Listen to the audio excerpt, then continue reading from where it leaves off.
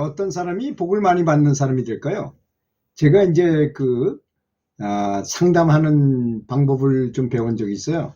회복적 서클이라는 그런 이제 상담 기법을 배웠는데요. 그것도 뭐 아주 이상한 인연으로 그걸 하게 됐죠. 원래 제가 대중 강연을 많이 하던 사람이니까 어디 교육청에 강사로 추천을 받아서 갔어요. 갔는데 뭐에 대해서는 회복적 정의 회복적 대화 모임에 대해서 강의를 해달라는 거예요. 그래서 이제 나름대로 이제 강의 자료를 조사해 가지고 가서 교감 관내에 있는 교감 선생님들한테 강의를 했어요. 재밌게 하는 거하고 유익하게 하는 건 했는데 내 스스로가 좀 부끄러운 거예요. 그 회복적 대화 모임, 대화라는 것이 뭔지를 모르고 했으니까. 그래서 이걸 좀 배우면 어떻겠는가 해서 가서 이제 자진해서 지원해가지고 이제 가서 그걸 배우게 됐어요.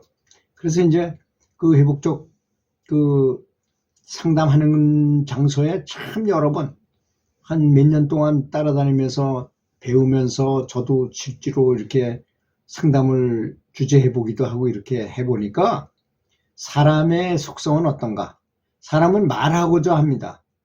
들으려고 그러지 않아요. 사람의 속성이 그런 거더라고요. 이게 이제 처음에 카나다의 알마리아라는 그런 마을에서 어떤 애들이, 한 고등학교 다니는 애들이, 그때 사춘기 때 말썽도 많잖아요. 그냥 다른 집에 자동차를 펑크내고 교회 탑까지도 막 부시고 유리창을 깨놓고 이렇게 돌아다니면서 말썽을 부렸다는 거예요.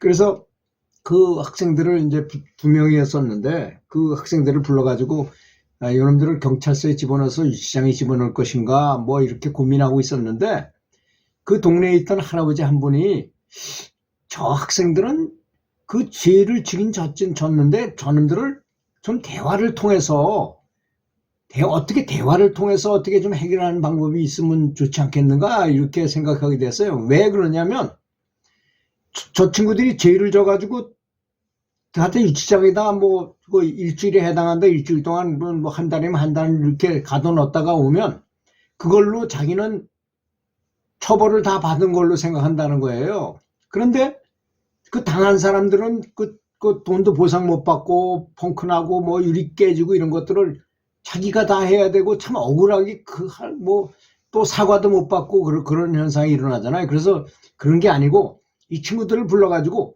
그쪽에 당한 사람들의 이야기하고 이 사람들이 얘기를 하면 대화를 하게 하면 어떻게 했는가 해가지고 대화를 시키기 시작했어요. 그래서 우리 집엔 유리창이 깨져가지고 노인네들이 살고 있었는데 너무 추워서 밤에 잠을 제대로 못 자가지고 감기 걸려서 이렇게 내가 지금 이렇게 몸이 좋지 않아졌지 않느냐 이런 얘기 들으니까 미안한 마음 들잖아요.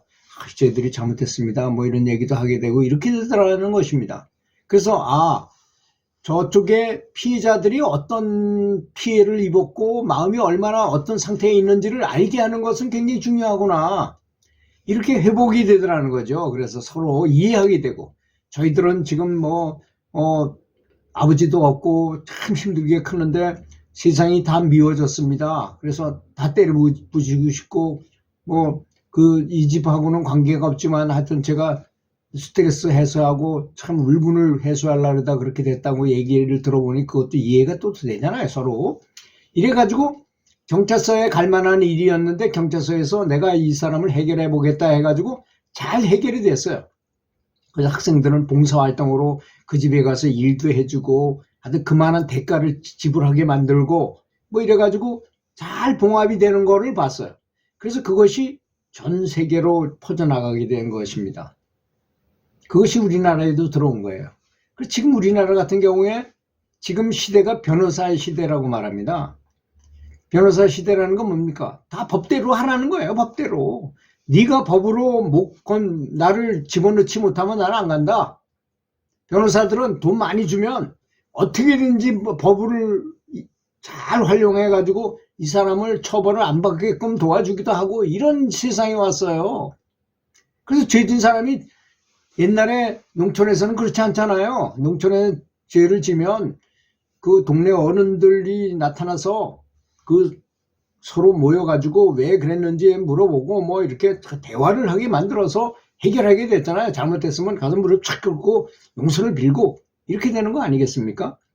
근데 이제 제가 교장을 할 때 보니까 어떤 학생이 중학교 3학년 학생이 자기 동급생을 때려가지고 이빨이 부러지고 뭐 여기가 뭐 상처가 굉장히 심해서 그래서 이제 그 부모가 야 너가 저 집에 가서 사과해라. 사과하면 괜찮다 그래. 용서해 줄 수 있다 그러니까 한번 사과해라.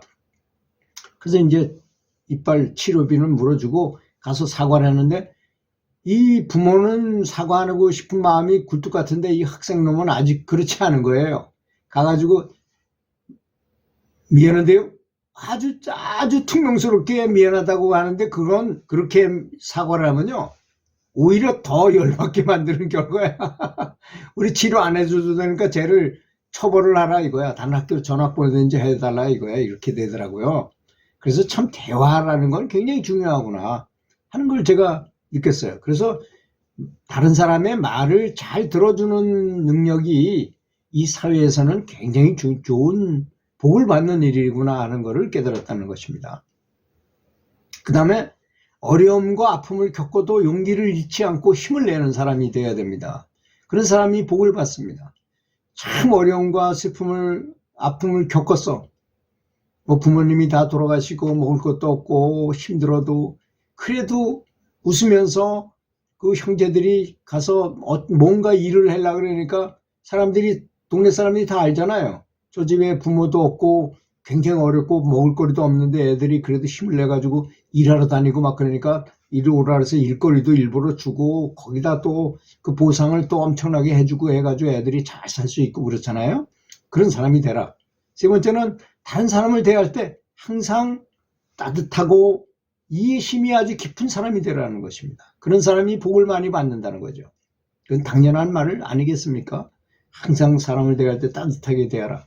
이런 거 잘해가지고도 큰 재벌이 된 사람도 있어요. 어떤 사람이 이제 출근길에 이래 보니까 어떤 노인네가 자기 집 정원에 이렇게 앉아서 이렇게 앉아 있는 거 보니 너무나 불쌍해 보이는 거야 갑자기. 그래서 그 노인장 그 앞에 가서 노인장 그 저도 노인네 좀 외로워 보이시는데 제가 대화 좀 같이 하면서 차 한잔하면 어떻겠습니까? 그러니까 어서 오시게 해가지고 이제 서로 대화를 한 거야. 그래서 차 한잔 커피 한잔 마시면서 뭐 이런 얘기냐면 얘기 주로 들어주는 거죠. 그렇게 하기를 한 6개월 정도 했는데 어느 날 그 노인네가 안 보여요. 그래서 물어보니까 그 노인네가 어제 돌아가셨다는 거예요. 근데 나중에 이 사람한테로 그 사람이 미국에서 몇 번째 안 가는 재벌이었어요. 근데 이 사람이 그렇게 외롭고 하는데 자식들도 다 뭐 멀리 나가서 뭐 직장 생활하느라 바쁜데 이 사람이 매일 출근길에 들려서 30분씩 그 사람하고 대화해 줬다는 그 6개월 해줬다는 거 이분한테 너무나 큰 위안이 되고 저거 돼가지고 유언장에다 이렇게 썼어요. 내 재산의 0.5%를 그 친구한테 주길 바란다. 근데 0.5%가 엄청난 돈이었었어요. 한꺼번에 100억을 받게 된 거예요, 이 사람이. 그런 경우도 있었다는 것입니다. 그래서 항상 다른 사람을 대할 때는 따뜻하고 이해심이 깊은 사람이 되라는 것이죠. 네 번째는 자기 이익보다 다른 사람들의 복지를 잘 되기를 바라는 봉사를 하는 사람이 되라는 것입니다. 그런 사람이 복을 많이 받는다는 것이죠.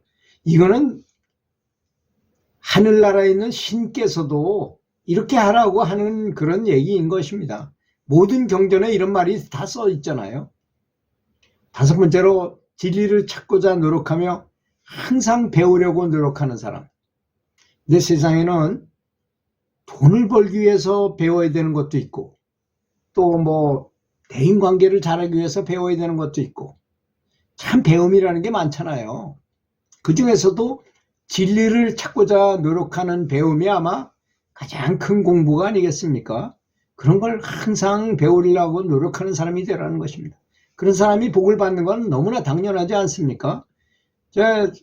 모든 사람들은 다 명상을 하고 있어요. 어떤 사람은 예쁜 멋진 이성을 꼬시려고 명상하는 사람이 있고 어떤 사람은 돈을 벌려고 하는 사람이 있고 어떤 사람은 운동 경기에 나가서 경기를 잘하려는 그런 명상하는 사람이 있고 여러 사람마다 다 다르잖아요. 그 중에서도 가장 높은 거는 진리를 깨닫고자 하는 그 목표를 가진 사람이 아마 가장 높은 차원의 명상을 하는 사람이겠죠. 또 사랑을 실천하고자 한다거나 감사함을 안되거나 이런 사람들. 그 다음에 7번째로 마음이 깨끗하고 다른 사람을 항상 배려하는 사람, 갈등을 조정해가지고 화목한 분위기를 유지할 수 있는 사람, 그런 사람이 복을 많이 받는 사람이라는 거죠.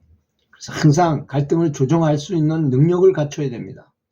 8번째로 진실과 정의를 위해서 그 아주 괴로움을 감수할 수 있는 사람, 감수하면서 계속 전진하는 사람이죠.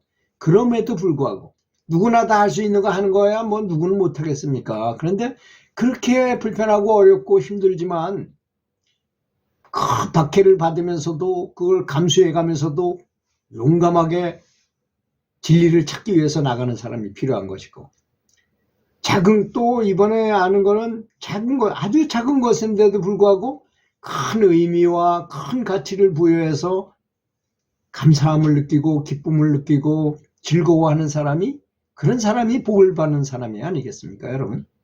들어주셔서 감사합니다.